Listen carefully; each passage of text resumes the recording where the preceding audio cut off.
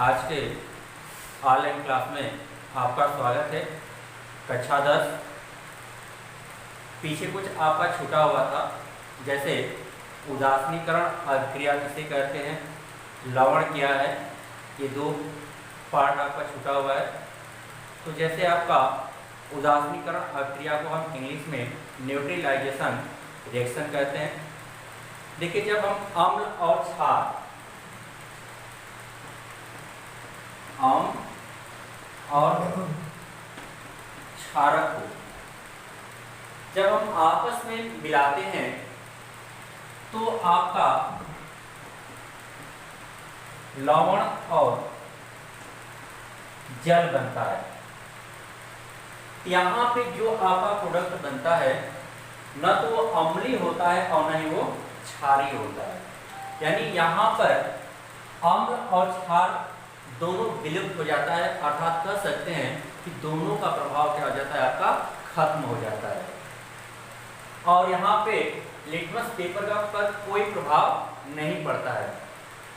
तो जब अम्ल और क्षार की दोनों आपस में क्रिया करके आपका क्या बनाते हो, लवण और जल बनाते हो, तो इसी हम अभिक्रिया को क्या कहते हैं, उदासीनीकरण अभिक्रिया कहते हैं। यानी एक दूसरे के प्रभाव को क्या करते हैं, न्यूट्रलाइज कर देते हैं। तब हम इसको, जैसे मान लीजिए अम्ल HCl है, इसको हम क्या कहेंगे, आपका अम्ल है। क्षारक में आपका सोडियम हाइड्रॉक्साइड हो जाएगा। तो ये दोनों आपस में क्रिया करके क्या बनाता है आपका, जो देखिए आपका ये इस पर प्लस होता है, इस पर आपका माइनस होता है, इस पर आपका प्लस होता है, इस पर आपका माइनस होता है। ये रिएक्शन आप कई बार देखे हैं। तो ये दोनों आपस में मिलते हैं और ये दोनों आपस में मिलते हैं, तो मिलकर के क्या बनता है आपका NaCl प्लस HOH, इसको आप H2O भी लिख सकते हैं। तब यहाँ पे आप ये लवण बन रहा है।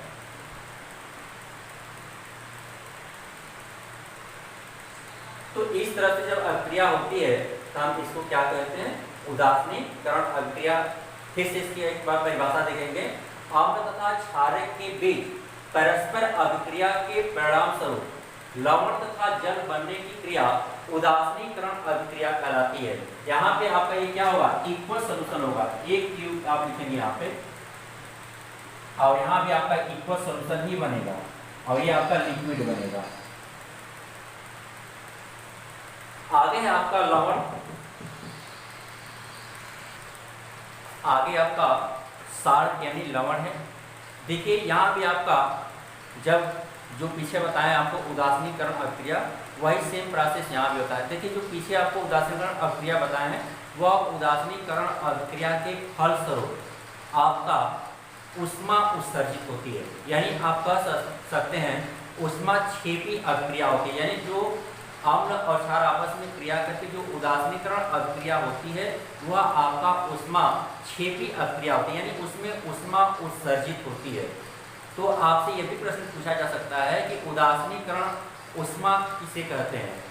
तो उदासीनीकरण ऊष्मा का मतलब है कि तनु विलयन में अम्ल के 1 ग्राम तुल्यांकी को एक क्षार के 1 ग्राम तुल्यांकी के द्वारा उदासीनीकरण से प्राप्त जो उत्सर्जित ऊर्जा होती है, जो ऊष्मा होती है, उसी को हम क्या कहते हैं, उदासीनीकरण ऊष्मा कहते हैं।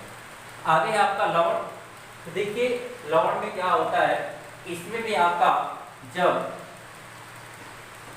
अम्ल और क्षार दोनों आपस में क्रिया करते हैं तो यह आपका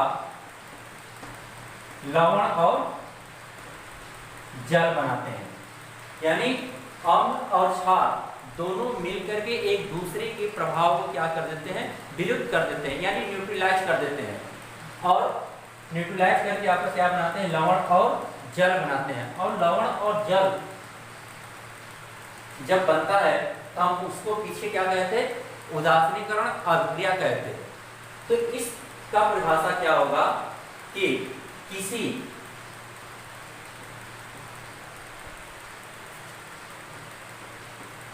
अम्ल तथा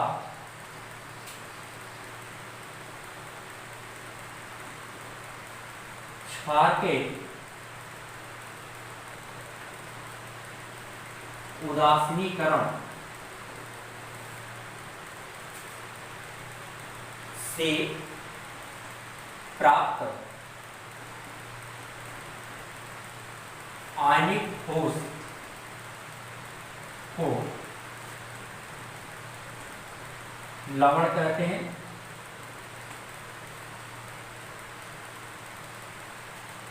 इस अभिक्रिया में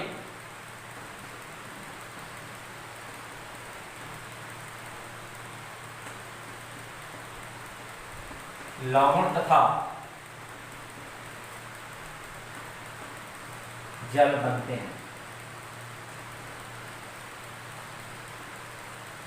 यहां पे देखिए आपका लव अम्ल है और क्षार दोनों आपस में क्रिया करके क्या बना रहा है, लवण और जल बना रहे हैं। जैसे आपका HCl है, क्षार में आप ले सकते हैं NaOH, ये मिल करके आपका बनाते हैं NaCl और जल बनाता है। यहाँ पे आपका क्या है, साल्ट है। तो अम्ल और क्षार से जो मिल करके आपका बनता है उसे हम क्या कहते हैं, लवण कहते हैं। अब आगे आपका दे रहा है और ये सिद्धांत किसके आधार पर है आपका, आर्गेनियस के अनुसार है आपका। ये आपका आर्गेनियस के अनुसार है आपका। जैसे मान लीजिए कि ये आपका अम्ल है और पोटेशियम हाइड्रोक्साइड, ये दोनों आपस में क्रिया कर क्या बनाते हैं, पोटेशियम नाइट्रेट और जल बनाते हैं। यहाँ पे आपका क्या है, साल्ट है। तो आर्गेनियस के अनुसार क्या था आपका कि लवण वे पदार्थ होते हैं जो जल में घुलने पर धनायन H+ तथा हाइड्रोक्साइड आयन यानी ऋणायन के अतिरिक्त अन्य धनायन और ऋणायन देते हैं।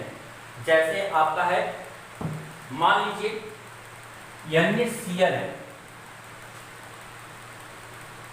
जब हम NaCl को, ये जल है,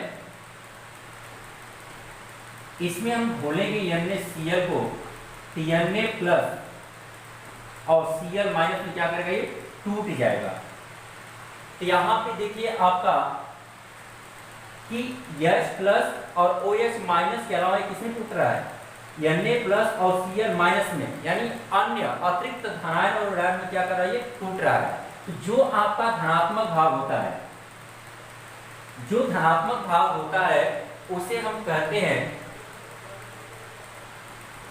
क्षारीय मूलक, और जो ऋणात्मक भाग होता है इसका उसे हम कहते हैं अम्लीय मूलक। अब इसको हम क्षारीय मूलक और अम्लीय मूलक क्यों कहते हैं, तो देखिए जो Na+ है आपका, ये आपका कहां से प्राप्त होता है, क्षार से प्राप्त हो रहा है। Na+ कहां से प्राप्त हो रहा है आपका, क्षार से प्राप्त हो रहा है, इसलिए हम इसको क्या कहेंगे, क्षारीय मूलक कहेंगे। और यहाँ पे देखिएगा Cl- जो है आपका अम्ल से प्राप्त हो रहा है। कहां से प्राप्त हो रहा है, अम्ल से प्राप्त हो रहा है, इसलिए हम इसको क्या कहते हैं, अम्लीय मूलक कहते हैं। यानी क्षारीय मूलक और अम्लीय मूलक। जब हम लवण को जल में घोलते हैं तो धनायन और ऋणायन में क्या करता है, ये टूट जाता है। जो धनायन का भाग होता है उसे हम क्षारीय मूलक कहते हैं, और जो ऋणायन का भाग होता है हम उसे क्या कहते हैं, अम्लीय मूलक कहते हैं। तो इस तरह से आपका लवण क्या है कि जब किसी अम्ल तथा क्षार के उदासीनीकरण से प्राप्त जो आयनिक ठोस होता है उसी को हम क्या कहते हैं, लवण कहते हैं। आगे है आपका कि लवण के प्रकार, काइंड्स ऑफ सॉल्ट। तो देखिए लवण जो होता है आपका सामान्यतः 6 प्रकार का होता है। पहला होता है सामान्य लवण, दूसरा है अम्लीय लवण, तीसरा आपका क्षारीय लवण, चौथा आपका द्विक लवण, पांचवा आपका संकर लवण और छठा आपका मिश्रित लवण। तो इसको हम आपको कल बताएंगे। आज के लिए इतना ही, थैंक यू।